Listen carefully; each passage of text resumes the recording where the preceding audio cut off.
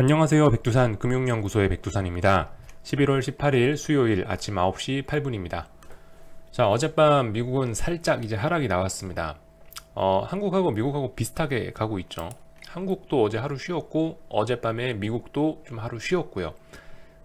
이건 이제 아직까지는 쉰다의 의미밖에 없는 거지만 오늘에 어떻게 하냐에 따라서 이게 이제 고점을 확인했다가 될 수도 있고 아니면 또 오르는 상승 중에 일시 정지였구나 이게 확인이 될 수도 있습니다. 그러니까 아무튼 오늘 밤에 이제 어떤 움직임을 보이느냐가 중요하겠죠. 오늘 밤에도 지난 며칠간 만들어 놓은 고점들에서 저항을 확인하고 다시 밀리는 모습이 나온다면 어떤 인버스를 베팅할 수 있는 근거가 될 겁니다. 그리고 오늘 밤쯤 되면은 이제 말씀드렸다시피 한국처럼 오늘 밤에는 이제 어제 나왔던 음봉을 기준으로 해서 만약 인버스를 확인이 아니고 예측으로 들어가시고 싶으신 분들은 한번 예측으로 잡아볼 수 있겠죠, 그죠? 이 정도 말씀 드릴 수 있겠습니다. 나스닥이 0.2%, S&P가 0.4% 살짝 빠졌고 특별한 뉴스 같은 게 있진 않은 것 같아요. 보니까 뭐 소매 지표, 뭐 소매 판매 지표 부진 등의 하락 이러니까 별 내용 없었습니다. 그냥 이제 많이 올라서 빠질 때 돼서 빠지는 거다 생각하시면 될 것 같아요. 오늘에서 이제 조금 좀 이제 요것도 한번 보긴 볼까요?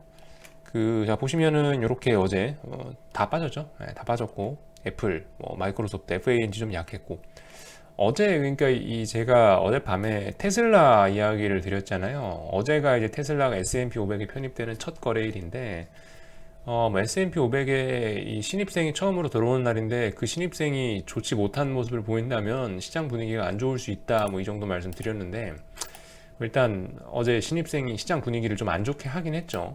아무튼 그 테슬라 편입 자체가 어떤 경제적으로 뭐 큰 파장을 미치는 건 아니지만 뭐 말씀드렸다시피 이거 자체가 일단 시장 심리적으로 어떤 중요한 영향을 미치는 그런 이벤트다. 그렇기 때문에 잘 봐야 된다라는 말씀을 일단 드리긴 드렸습니다.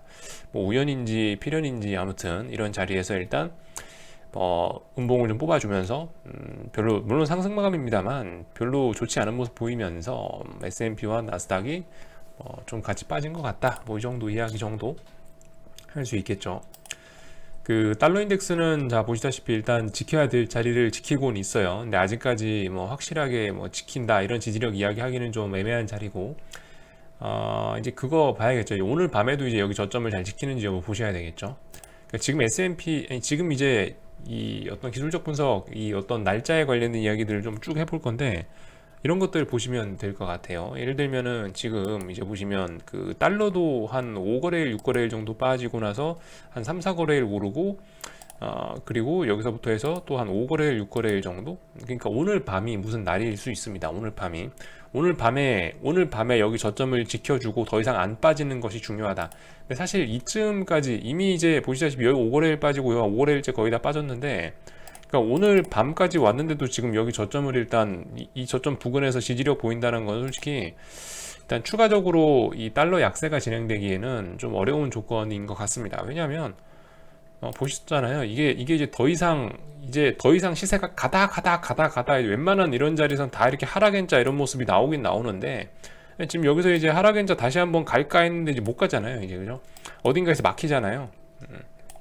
대부분의 자산들이 다 이런 모습 보이고 있다라는 거. 거꾸로 뒤집어서 너무 위험 자산들은 대부분의 자산들이 상승행차 가야 되는데 여기서 못 올라가고 여기서 대부분 쌍고점 만드는 모습이 나오고 있다. 이럴 가능성을 좀 열어놔야 된다는 말씀 드리는 거죠. 자, 그래서 그 S&P하고 나스닥 같은 거 좀 자세히 한번 살펴봅시다. S&P 같은 경우는 뭐 한번 좀 지금까지 말씀드린 거지만 차트에 표시해 놓고 말씀드린 적은 잘 없으니까 S&P 선물인데요.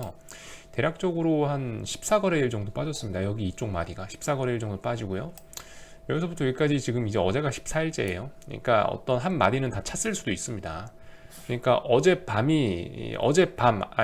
이게 어제 오늘이죠. 그러니까 어제 만들어진 봉은 이거였고요. 그죠? 어제 만들어진 봉은 이거였고 여기 있는 이 음봉이 만들어진 거고 이제 오늘이 이제 14일자입니다. 그죠? 그러니까 보시다시피 여기 있는 요 마디와 여기 있는 요 마디는 일단 거의 다 채우긴 채운 것 같아요. 어떤 뭐 상승에 대한 일자나 뭐 일자 같은 거 일단 다 충족이 된 상태인 것 같고 좀 작은 마디로 보면은 한 7거래일쯤 상승하고 하루 정도 조정받고 여기서 또다시 지금 이제 오늘이 딱 7거래일째입니다. 잘 보시면 오늘이 무슨 뭔가를 해볼 수 있는 가능성이 있는 날이라고 생각이 돼요. 저는 솔직히 뭐 재수 없으면 금요일까지도 재수 없으면 어쨌든 금요일까지도 뭐 상승의 가능성을 좀 보긴 봤지만은 일단 오늘 밤 어쨌든 금요일까지 안 갈 수도 있습니다. 제가 어쨌든 계속 월요일부터 수요일이나 금요일 정도로 말씀드리는데 일단 오늘이 수요일이니까 한번 예시 주시를 하실 필요가 있겠죠. 그러니까 오늘 밤에 이거 못 넘어가면 오늘 밤에 여기 뭐 예를 들어 지금 S&P가 대충 3620 정도를 어떤 저항으로 생각하는 것 같은데 선물 기준으로 오늘 밤에도 3620에서 못 넘어가고 이게 하락 마감하고 이렇다면은 추세 전환 가능성 크게 열어놓고 보셔야 되겠습니다. 그죠? 물론 아래쪽에 지지선들은 많지만 이런 부분이 다 오버슈팅이기 때문에 아마 방향만 어쨌든 일단 턴어라운드 하면 확 쏟아질 가능성도 시원하게 쏟아질 가능성도 배제할 수 없다. 나스닥은 뭐 어젯밤에 이미 그 어떤 그림들을 다 한번 보여드렸는데 나스닥도 보시면 대충 15거래일, 14거래일 정도 S&P하고 비슷하게 빠졌거든요. 여기서부터. 그리고 보시다시피 이것도 맞습니다. 지금 얘도 지금 13거래일, 14거래일. 나스닥 같은 경우는 요 마디는 뭐 하루 정도 차이가 날 수 있긴 한데 15거래일, 14거래일. 그러니까 오늘 하루 뭐 내일 정도까지 뭐 이 마디가 하루 정도 남긴 했는데 솔직히 뭐 그렇게 큰 차이는 아니고 작은 마디로 보시면 6거래일 정도 상승하고 지금 현재 오늘이 이제 어제가 6거래일째였죠. 제가 그래서 어제 이런 말씀 드린 거예요. 나스닥은 좀 위험하지만 어제 한 번 정도 뭘 해볼 수도 있겠다. 왜냐하면 일단 일자 같은 게 다 채워져서 오늘 밤도 뭔가 해볼 수는 있을지 모르겠는데 좀 위험하다. 짧게 잡고 손절할 생각하시고 하실 분들은 하셔도 괜찮을 거다. 이런 얘기 어젯밤에 드렸는데 어젯밤에 이게 나왔고 그래서 오늘 밤에도 한 12,000자리를 계속 결과적으로 저항으로 인식하고 못 넘어간다라고 한다면요. 그렇게 된다면은 이제 뭔가 희망이 생길 겁니다. 아래쪽으로요. 지금 보시면 저항이 원래 12,100이었잖아요. 12,100을 저항으로 세팅을 하고 여기서 한 번, 두 번 밀린 꼴이 됐는데 이번 같은 경우는 저항이 좀 낮아진 겁니다. 저항이 좀 낮아졌다고 보셔야 돼요. 조금 12,100보다 낮은 자리에서 일단 저항 매물대가 형성이 되고 있다라는 쪽으로 보시면 될 것 같고 그래서 오늘 밤에 뭐 예를 들면 뭐 하여튼 뭐 12,050이라든가 하여튼 12,100까지 갈 것도 없을 것 같고 한 12,050짜리 정도도 못 넘고 여기서 하락 마감한다면은 이것도 어떤 턴어라운드 추세가 이제 이 상승이 끝나고 하락이 시작되는 턴어라운드가 시작될 수 있겠다라고 생각하실 수가 있겠습니다. 일단 뭐 방향이 전환되는지 여부만 보시고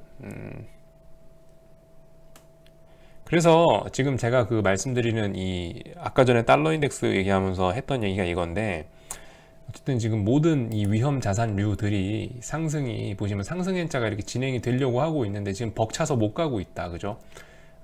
상승행차 요렇게 지금 보시면 요렇게 오르고 나스닥이 요렇게 빠지고 다시 최소한 요 위에 이번에 신고가를 썼었어야 되는데 더 이상 못 간다는 거예요. 더 이상 못 간다는 거.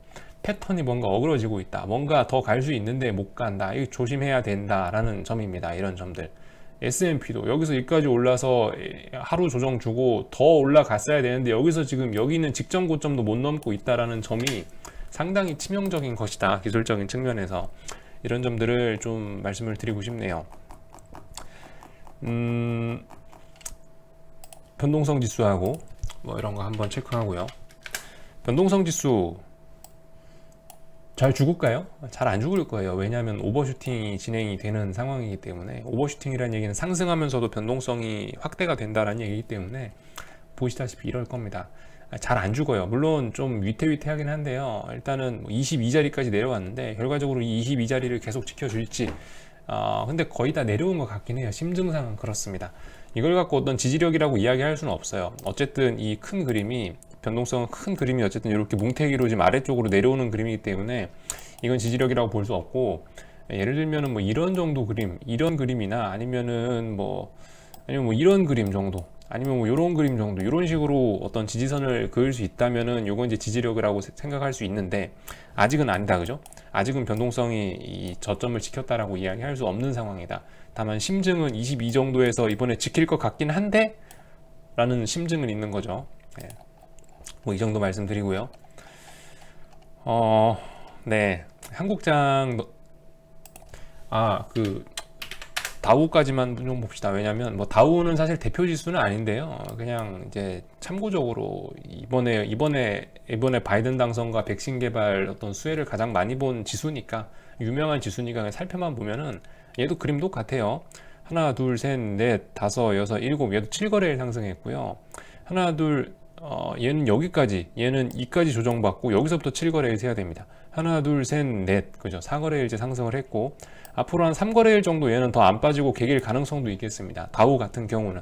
다우는 금요일까지도 잘 안 빠지고 개길 가능성이 있겠죠. 그죠? 이런 점들 좀 생각해 보실 필요 있을 것 같고, 여기서부터 빠진 날짜를 생각을 해보면은 이게 대충 언제까지 빠졌지?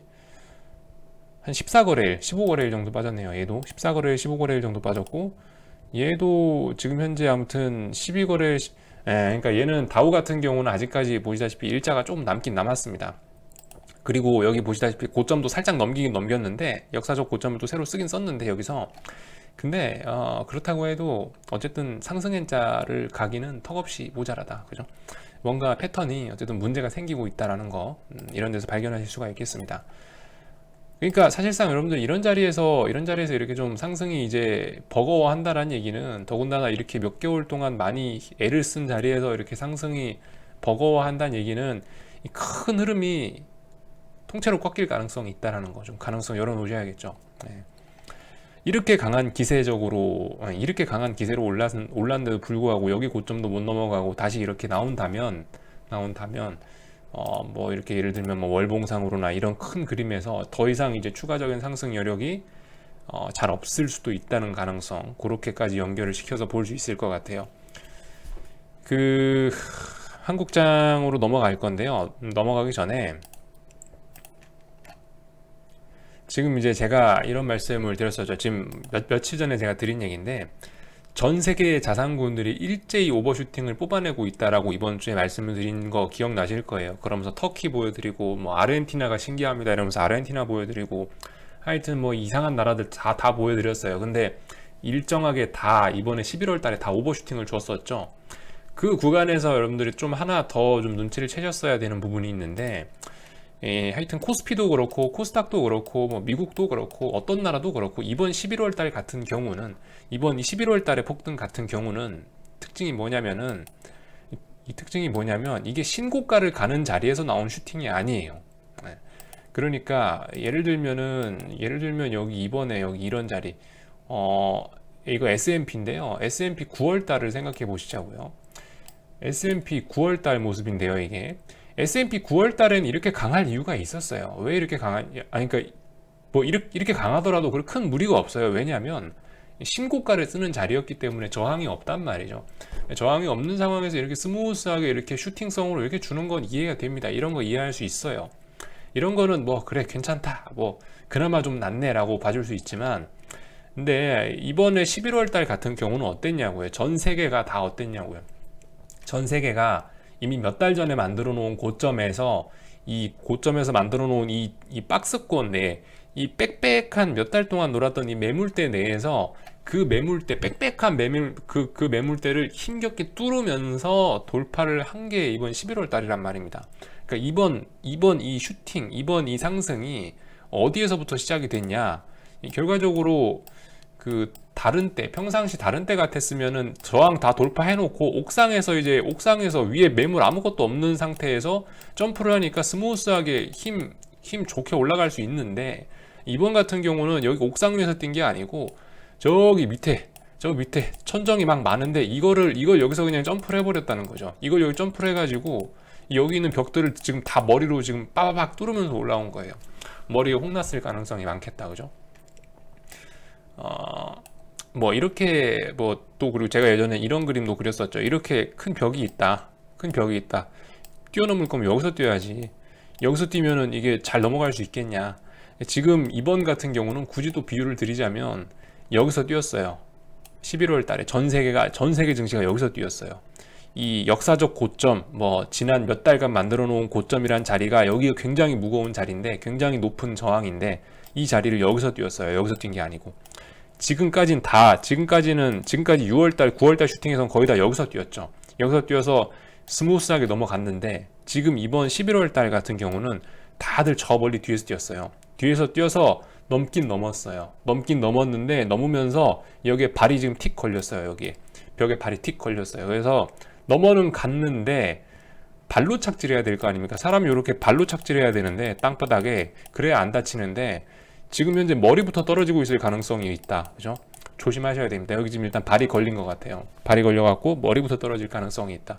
뛰어넘더라도 뭐다? 제가 동규어진이라는 표현을 썼었는데 잘못될 가능성이 있다 정도 좀 가능성을 많이 열어놓으셔야 되겠습니다. 조금 이따 코스피 보면서 또 이런 얘기도 드릴 건데요. 아무튼 뭐 그래서 큰 기회가 다가오고 있습니다. 여전히 저는 그때 코스피가 며칠 전에 폭등하는 걸 보고 기분이 좋았다고 얘기하는 거 변함없고 계속 똑같이 보고 있습니다. 자, 한국장도 뭐 미국장 이렇게 쭉쭉쭉쭉 뭐 상승 일자가 어쩌고 저쩌고 설명했으니까 그런 관점에서 또 똑같이 코스피도 한번 보자면요. 코스피는 이번에 뭐 상승행자 이런 것도 아니죠. 그냥 뭐 스트레이트로 뭐 눌림도 없이 그냥 갔죠. 한국은 여기서부터 여기까지 보시면 한 14거래일, 그죠? 한국도 14거래일 정도 하락했어요. 여기서부터인가 뭐 2까지인가 아니면 2까지로 봐야 되나? 아, 저점이 여기네요. 14거래일 빠진 걸로 봐야 됩니다. 14거래일 빠졌죠. 14거래일 빠졌습니다. 14거래일 빠지고 지금 현재 오늘이 14거래일째예요. 그러니까 오늘 어제 인버스를 베팅할 만한 근거를 시장이 만들어 줬고, 그리고 오늘이 이제 14거래일째 일단 딱 차는 모습입니다. 아시겠죠? 오늘이 딱 14거래일째 차는 날이에요. 그러니까 오늘 뭔가 해볼 만한 겁니다. 대신 이거는 확인된 게 아니고 이건 예측성입니다. 아시다시피 오늘 종가로 이게 딱 굳어지면은 오늘 종가에 대충 이럴 것이야 하고 3시 반쯤 그러니까 오후 늦게 이런 식으로 종가가 대충 나오겠다라는 걸 생각을 하고 이걸 확인을 하고 들어가시면은 괜찮은 건데, 만약에 이걸 지금 오전 중에 들어가신다라고 한다면은 어쨌든 아직까지는 모르는 겁니다.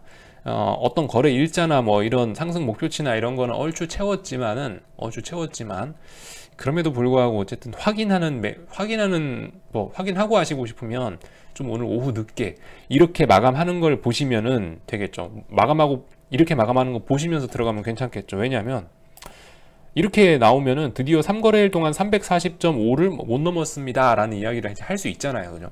이거 믿고 들어가는 거예요. 그러면 3거래일째 340.5자리를 못 넘었으니까 어떤 매매의 기준이 생기는 거죠. 340.5를 다음에 돌파한 차 가면 뭐 곧버스를 손절한다든가 이런 기준도 만들어낼 수 있고, 어쨌든 이 자리를 3거래일 동안 못 넘었다라는 이야기가 나와야, 그래야 이제 어쨌든 안정적으로 베팅을 할 수는 있을 겁니다.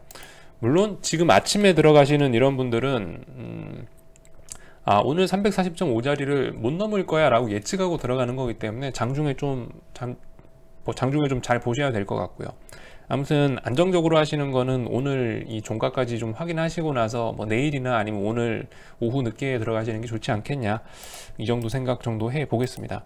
그래서 아무튼 오늘 이 340.5 오늘 이런 식으로 나와야 됩니다. 오늘 이런 식으로 나오거나 음봉이 더 길어지거나 해야지 그래야 이제 인버스가 어떤 의미가 있는 겁니다. 자, 아무튼 뭐 거래 일자 같은 건 14거래일 정도 거의 다 차긴 찼죠. 그리고 오늘이 딱 제가 말씀드린 수요일까지 일단 오긴 왔습니다. 뭔가 변화가 나타나고 있긴 해요. 그리고 오늘 제가 이렇게 말씀드리는 이유에는 여기 보시면 풋옵션이 또 괜찮습니다. 풋옵션이 간혹가다 이런 경우도 있어요. 간혹가다 이 친구가 선물이 보합 정도밖에 안 됐는데도 불구하고 풋옵션이 훅 죽어서 풋옵션이 개파락 출발해서 막 전일 저점 깨고 이런 날이 있거든요. 오늘 그러지 않았네요. 그죠? 오늘 보시다시피 시가 괜찮아요. 오늘 풋옵션 시가 괜찮습니다. 이런 그림이면은 인버스 쪽에 가능성이 있는 거예요. 이렇게 해서 지금 현재 2거래일째 지지력 보여준다. 그럼 상승 마감까지 하면 더욱 좋겠죠. 근데 어쨌든 이런 모습 보여주면은 나쁘지 않습니다. 인버스 쪽에 뭐 그림이 나쁘지 않아요. 사실 지금 엄밀히 따지면은 지금 이제 뭐 풋옵션을 뭐 매매하거나 이럴 때는 아니에요. 지금은 사실 풋옵션이 돈이 되는 자리는 별로 아닙니다. 지금은 차라리 옵션을 하실 거면 콜옵션을 매도를 까는 게 더 훨씬 돈이 되고 안전할 거예요. 콜옵션은 지금 지수가 어설프게 올라도 죽어요 이제. 왜냐면 콜옵션 변동성 자체가 이렇게 커져 있다는 얘기는 콜옵션이라는 상품이 이미 너무 과열됐다는 얘기인데, 그렇게 과열돼 있으면 옵션은 매도 게임이잖아요. 그냥 무조건 콜옵션 매도를 가야지. 지금은 사실 풋옵션 매수를 잡고 이런 건 분명히 아니다. 이 차이를 잘 아셔야 됩니다. 그러니까 웬만하면 옵션 매매 하지 마시라고요. 위험하니까. 명확하게 알면은 기회인데, 명확하게 잘 모르면 상품의 특징을 워낙 많이 타는 상품이기 때문에, 그러니까 워낙 독특한 상품의 특징이 있기 때문에, 이거는 그런 특성을 명확하게 알지 못하면 하지 마시라. 예. 전 어쨌든 이거를 지표로서 이거 시장을 보는 지표로서 참고하는 거지, 여러분들한테 이거 매매하라고 말씀드리는 건 아닙니다. 아무튼 뭐 아직까지 그러니까 풋옵션을 뭐 매수할 그럴 타이밍까지는 아니다라는 정도. 물론 할 수는 있어요. 할 수는 있는데 기대 수익이 좀 별로 적을 것 같다. 안전하게 콜옵션 매도하면 되는데 왜 풋옵션 매수를 해서 굳이 위험을 더 감수하냐, 이런 얘기예요. 이해 안 되시면 패스하셔도 됩니다. 자, 아무튼 그렇고 코스닥 시장이 오늘 또 올라오네요. 참 참 하여튼 골 때립니다. 코스닥 시장 뭐 기준 말씀드렸죠. 5,300원 붕괴만 안 시키면 된다. 5,300원 지지력 여부 계속 확인하시면 될 것 같습니다. 그래서 5,300원 안 깨면은 계속 매집하시는 쪽으로 보시면 될 것 같긴 해요. 근데 아무튼 시장 분위기는 같이 가는 거니까 코스피가 슬슬 꺾여 내려온다면 아마 코스닥도 영향을 분명히 받긴 받을 것 같습니다. 아무튼 뭐 이 정도 이야기 드리고, 삼성전자도 여러분들 참 이런 얘기를 좀 드려야 될 것 같은데, 삼성전자 같은 경우도 이렇게 좀 약간 큰 그림으로 이렇게 보시면요, 일봉인데 삼성전자 몇 년치 일봉 켜놓은 거예요. 2012년이고 여기가 이제 오늘이죠. 쭉 켜놨는데 여기 보시면 삼성전자가 결과적으로 저점이 나온 게 요 날이죠. 2018년 12월이나 아니면 2019년 1월 달이나 하여튼 요 자리, 여기서 저점이 나온 거죠. 안 그래도 저도 어젯밤에 좀 유심히 보다가 좀 발견을 했는데, 과연 삼성전자가 어디까지 더 갈 것인가, 저도 어떤 관점으로 접근을 해야 될까 좀 보고 있는데, 아무튼 이 자리가 어떤 중요한 자리였습니다. 19년 1월 달부터 어떤 이 상승이 지금까지 시작이 된 거죠. 19년 1월부터 해서 지금 20년 겨울까지 이렇게 지금 진행이 되고 있는 건데, 이것도 아무튼 큰 그림으로 보면 상승행자 이렇게 보시면 괜찮겠죠, 그죠? 상승행자 이렇게 보시면 될 것 같은데, 목표치 이야기를 좀 드리려고 제가 이런 얘기 꺼내는 거니까 대략적으로 한번 보세요. 여기서부터 여기까지 올랐죠, 삼성전자가 1년 동안. 그리고 나서 자, 조정을 주고 나서 여기서부터 대략적으로 이 자리입니다. 여기서부터 해서 또 여기까지 오른 거잖아요. 상승행자가 뭡니까? 올랐던 만큼 또 오른다는 게 상승행자 아니에요, 그죠? 목표치 계산할 때 여기서부터 출발해서 이렇게 올랐고, 여기서 요만큼 조정 나오고, 여기서부터 또 이까지 오를 거 아니에요. 요게 상승행자 아니에요. 어떤 교과서적인 상승행자의 의미가. 그러니까 이거를 지금 여러분들 보기 편하게 이런 식으로 표시를 했어요. 대략적으로 여기서부터 여기까지 오른 기간과 시간이 요까지 되고, 이 박스 그대로 여기다 옆에다 이렇게 옮겨 놓으면은 어떻겠습니까? 보시다시피 상승 기간은 좀 남았지만 목표치는 일단 거의 다 왔죠. 여기서부터 출발해 갖고 요까지 왔는데, 엄밀히 따지면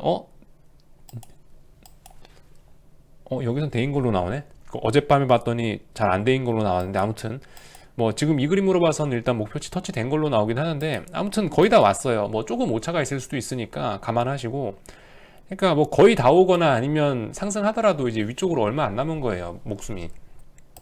삼성전자가 일단 이런 측면에서 봐서 목숨이 얼마 안 남았다라고 생각한다면은 지수의 상승도 아무래도 제한적이겠죠.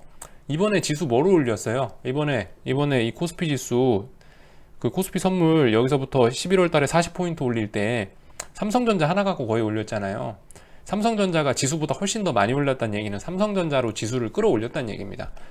삼성전자로 다 올렸는데 얘가 힘을 다했다면은 솔직히 이제, 그죠? 지수의 미래는 어두울 수밖에 없겠다, 이런 생각하실 수가 있겠습니다. 그래서 아무튼 조심하셔야 된다. 주도 힘을 다해간다라는 점을 한번 생각해 보실 필요가 있겠고, 뭐 이런 얘기 정도까지 하고 뭐 마칠게요. 뭐 코스피도 제가 방금 말씀드렸다시피, 제가 아까 말씀드렸다시피 전 세계 증시가 어땠다고요? 11월 달에는 이 랠리가, 지금까지 이거 코스피 월봉인데, 이 보시면은 지금까지는 어떤 이런 슈팅들이 전부 다 어떤 전고점을 돌파해놓고 부담 없는 자리에서 이렇게 나왔단 말이죠. 이런 것들이 중요한 건데, 어디서 이게 슈팅이 쏟아져 나왔냐, 어떤 매물대 소화해놓고 지지력 충분히 만들어 놓고 올라갔냐, 뭐 이런 여부. 또 그리고 여기서 박스권, 여기서 한 10년 장기 박스권 위쪽으로 안착하니까 슈팅이 나온 거고. 근데 이번은 굉장히 이번엔 굉장히 독특한 케이스란 말이죠. 이번엔 이거 말고 선물 차트 말고 코스피 지수 차트로 볼게요. 코스피 지수 차트가 조금 더 설명을 하기가 자료가 좀 더 잘 나오는 게 있더라고요. 안 그래도 저기 어젯밤에 어떤 분이 이렇게 질문을 하셨어요. 코스피가 역사적으로 이렇게 많이 오른 적이 있습니까? 나는 별로 없는 걸로 아는데. 그래서 제가 직접 찾아보시라고 말씀드렸는데, 여러분들 그런 거는 웬만하면 직접 찾아보세요. 코스피 차트 띄워서 보면 되잖아요. 저나 여러분들이나 똑같은 차트 보는 건데, 그런 건 웬만하면 직접 찾아보시고. 자, 아무튼 이거는 코스피 월봉인데, 이거를 지금 이제 로그 차트로 바꿔 놓은 거예요. 왜 로그 차트로 바꿨냐면은 상승률로 비교해서 보기 위해서. 진짜 많이 움직인 구간은 진짜 크게 표시가 되고, 조금 움직인 구간은 작게 표시가 되고, 로그 차트의 모습이 그거죠. 이과가 아니라 구체적으로 설명은 잘 못 해드리겠지만, 이게 로그 차트, 이게 우리가 보는 일반 차트. 일반 차트는 약간 왜곡이 있는 거죠. 상승률 측면에서. 여기서부터 여기까지 엄청 많이 오른 것 같지만, 여기가 역사적으로 제일 많이 오른 구간이냐, 월봉에서? 아니에요. 뭐 예를 들면 이런 구간이 사실 더 많이 올랐잖아요. 그죠? 상승률로 놓고 보는 게 로그 차트인 겁니다. 아무튼 지난 10년간 이렇게 많이 오른 적이 있었냐? 없진 않아요. 지금 여기서부터 여기까지 오른 거죠. 월봉상 여러분들 이게 그 네모난 박스 제가 그어놨죠. 최근 3월부터 해서 11월까지 차트예요. 저점부터 해서 고점까지 이렇게 올랐잖아요. 이 기간과 이 폭을 생각해 보시란 말입니다. 자, 이 네모를 그대로 갖고 움직일게요. 여기 대보겠습니다. 말이 되나요? 그죠? 여기 작았죠? 상승폭 작았죠? 여기 심지어 2011년의 슈팅보다 지금 슈팅이 훨씬 강하고 2008년에 금융위기 나고 나서 반등했을 때 지금처럼 강하게 올랐었던 역사가 한 번 있네요. 그죠? 자, 그리고 마지막에 슈팅 줄 때도 약간 비슷하게 올랐습니다. 여기 2007년 금융위기 나기 직전에 2008년 금융위기 나기 직전에 상승 정도는 비스무리하게 올랐지만 기간이 훨씬 길었죠. 근데 이번엔 기간이 드라마틱하게 짧았다. 이 네모의 사이즈를 생각하셔야 되겠습니다. 3월달부터 지금 오른 거 기간과 폭을 이렇게 네모란 박스로 쳐서 갖고 와서 비교하는 거예요. 자, 2008년에 금융위기 때, 그리고 2008년 금융위기 직전 버블에서 이렇게 좀 많이 오르긴 했었다. 근데 이번엔 기간이 훨씬 짧다라는 점. 또 그리고 여기 2000년에 9.11 테러 나서 투매 나오고 나서 상승했을 때 요때 좀 강하게 올랐었다. 이때는 IT 버블 붕괴되고 나서 올랐었기 때문에 약간 좀 반등의 의미 이런 것도 있고, IMF 때는 뭐 보시다시피 워낙 많이 박살났었기 때문에 이렇게 굉장히 많이 올라왔죠. 그죠? 그러니까 지금 아무튼 이 네모를 들이대 보시면 여러분들 지금 이게 최근 한 십몇 년간에 가장 많이 오른 거예요. 가장 많이 오른 거. 가장 많이 오르기도 했다라는 점, 이거 자체도 일단 굉장히 섬뜩한 거라는 거를 좀 일단 하나 알아놓으셔야 될 것 같고, 더군다나 지금 기간을 비교해 보시면 그 어느 때보다도 버블을 만들어낸 기간이 좀 굉장히 짧습니다. 그죠? 이 기간, 가로폭을 생각해 보시라고요. 여기 이 구간밖에 없어요. 가장 비슷했던 건. 근데 이렇게 되고 나서 어떻게 됐다? 뒤에 이렇게 됐다. 그죠? 이런 부분. 단기 급등하고 나서 뒤에 이렇게 됐다. 뭐 이런 점들을 생각해 보셔야 되겠습니다. 그러니까 이렇게 급등을 하고 싶으면 그 전에 금융위기라든가 해서 개박살이 났었으면 이렇게 올라올 수 있는 근거가 되는데, 지금 솔직히 3월 달에 폭락했다라는 거를 감안을 하더라도 어쨌든 이 상승폭과 이런 속도는 좀 과하다는 생각은 분명히 과한 겁니다. 이건 객관적으로 좀 과해요. 어쨌든 산이 높으면 골이 깊은데 골이 깊어질 가능성도 굉장히 높고요. 이 뭔 얘기하다 일로 왔냐면은 결과적으로 이거 자 이제 로그 차트 해제해버리고 원래 모습으로 보고, 자 그래서 결론적으로 지금 이 코스피가 정고점, 이거는 아직 코스피는 정고점을 못 넘었네요. 아무튼 여기가 굉장히 무거운 저항일 거 아니에요. 선물은 이미 넘어갔지만 여기가 아무튼 굉장히 무거운 저항이란 말입니다. 여기가 굉장히 무거운 저항인데 여기를 지금 장대 양봉 한 방으로 이게 넘어간다는 것 자체가 일단 말이 안 되는 거예요. 이게 굉장히 비이성으로 가고 있다. 결과적으로 이게 그러니까 눌림 줬다가 또 슈팅 나오는 것밖에 안 되는 겁니다. 그렇게 보는 게 더 논리적일 거예요. 이거는 뭐 대세 상승을 위한 이런 거라기보단 죽기 위해서 올라가는 거다라고 생각하시는 게 더 아마 좀 맞을 거예요. 그 논리를 생각을 해보자고요. 만약에 여러분들이 세력이에요. 나 돈이 막 몇천억 원 있어. 몇천억이 아니 몇 조가 있어서 나 유대인이야. 나 전 세계 증시를 움직이는 세력인데 이번에 2021년에 대세 상승을 주려고 해요. 그죠? 어떻게 하겠습니까? 나 대세 상승 줄 거야. 나 앞으로 주식이 많이 오를 거라는 확신이 있고 앞으로 주식을 많이 올릴 거야. 매집해야겠죠. 매집. 주식을 싸게 사야 될 거 아니에요. 나 올릴 거 확실히 알고 있으니까 주식을 많이 확보를 해야 될 거 아니에요. 수익을 많이 내기 위해서는. 매집을 하려면 어떻게 해야 될까요? 매집을 해야 되려면 장대양봉 하나로 빡 올라가면 매집이 될까요? 개인만 따라붙어요. 개인만. 기관 외국인 그들이 원하는 물량을 확보할 수가 없습니다. 이런 그림에서는. 쉽게 말해서 개미탑 쌓는 거예요. 개미탑만 쌓아놓은 거예요. 예를 들어서 세력들이 어떤 매집을 한다면은 최소한 이런 모습이 나오거나 아니면 여기 뭐 금융위기 때 뭐 직전 뭐 이런 모습들이 나오거나 이런 모습이 나오고 나서 이제 버블 이런 것도 힘차게 올라가는 겁니다. 이렇게 매집의 흔적이 나와야 이렇게 매집의 흔적이 있어야 이게 올라가는 거예요. 근데 아무튼 이런 중요한 자리를 지금 매집의 흔적 이런 것도 없이 개미탑만 6개월 넘게 쌓아가지고 이걸 넘어가겠다고 하고 있는데 여러분들이 세력이 뭐 어떻게 하시겠냐고요. 나 대세 상승 줄 건데 최대한 개인들의 참여를 배제시켜야 될 거 아니에요. 근데 지금 여기서 개인들만 탔어요.